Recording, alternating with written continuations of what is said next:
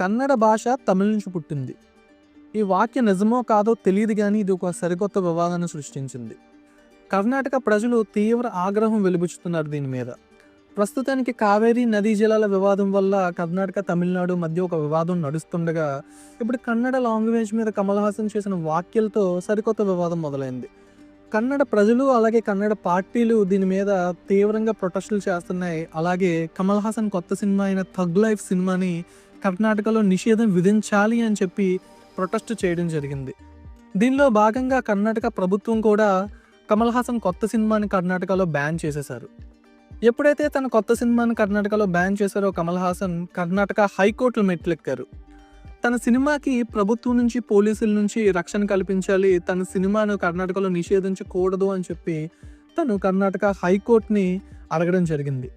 అయితే దీని మీద కర్ణాటక హైకోర్టు కూడా చాలా ఘాటుగా వ్యాఖ్యానించింది. కమల్ హాసన్ ఏమైనా చరిత్రకారుడా లేదా భాషావేత్త ఇటువంటి వ్యాఖ్యలు చేయడానికి? ప్రతి ఒక్కరికి కూడా భావ ప్రకటన స్వేచ్ఛ ఉంటుంది. అయితే తమ భావ ప్రకటన స్వేచ్ఛ ఇతరులకి ఇబ్బంది కలిగించకూడదు.